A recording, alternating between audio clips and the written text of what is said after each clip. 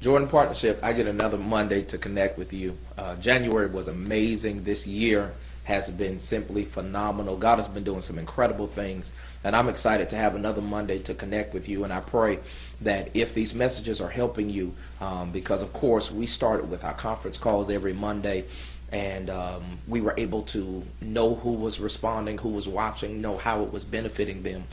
We don't do that anymore, to try to make it easy for those across the country, different time zones, different schedules, to be able to serve them. So we try to send these videos to make it easy, but we need your follow through, your feedback. We need your likes and your support, so that we know we're not just talking to the air, but we're actually talking and connecting with you. It has been our intent to make sure that the information that's shared are concepts that you can immediately put into practice to make you the better and the richer. February for me and the churches I've covered over the years have been 28 amazing days, and I believe that God is going to do the same thing.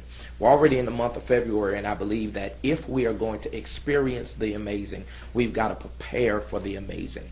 If we're going to prepare for the amazing, there are three things I want to challenge you to do in the short time I have to connect with you. And that's number one, you've got to believe for the amazing. You've got to believe it. You got to believe it. You got to believe it. The Bible says, as powerful as Jesus was, that there were some miracles that he did not perform because of the unbelief of the people. That you can get so accustomed to failure or so accustomed to the waiting process that you don't believe that it's going to happen.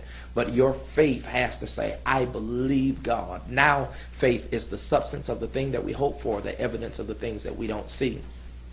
Faith is, and that is the explanation of faith, but the definition of faith is the Greek word pistis, which is where we understand that faith becomes conviction or persuasion. And then James says faith without works is dead. So the definition of faith simply becomes conviction or persuasion with corresponding action.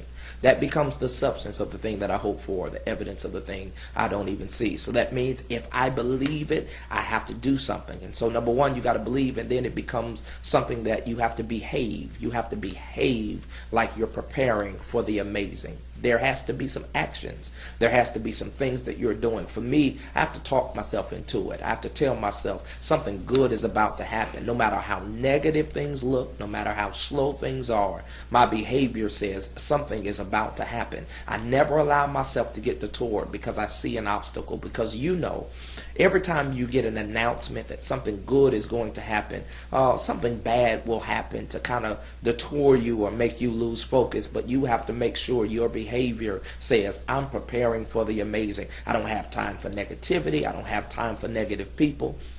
I don't have time for people to continue to pull from me and not add to me. My behavior says I'm preparing for the amazing. And the third point, finally, it's going to sound simple, but I promise it's difficult for some. The third point is, after you have to believe and behave, you have to be. Now, again, that doesn't sound like much because, you know, Pastor, I got to be, that's easy. Well, look, most people are trying to become instead of just being. Jesus didn't say become holy, for I am holy, or become right because I'm right. He said, be ye holy, for I am holy. And so that means I have to accept the righteousness of God. I have to accept that he knows the thoughts that he has toward me. They're thoughts of peace and not of evil, to bring me to an expected end. So I just got to be. I have to stop trying to work so hard to accept love that's already available. I have to stop trying to, make myself believe if I don't dot every I or cross every T, God is not going to embrace me. He's not going to use me. I've got to get all of that stuff out of my mind and accept the righteousness of God, the grace of God, ultimately the love of God. And if you're going to prepare for the amazing, you got to believe it. I am believing that this month God is going to do some significant things in our life to set us up for the rest of the year. I believe it. My behavior, I'm already getting ready. I'm already looking to expand. I'm already looking to increase. I'm already looking to upgrade. I'm not just sitting somewhere twiddling my thumbs, waiting for God to put it in my lap. My behavior says I'm expecting the amazing. And then I'm just being. I'm just being the best Johnasen pack I can be, the best visionary I can be, the best pastor I can be.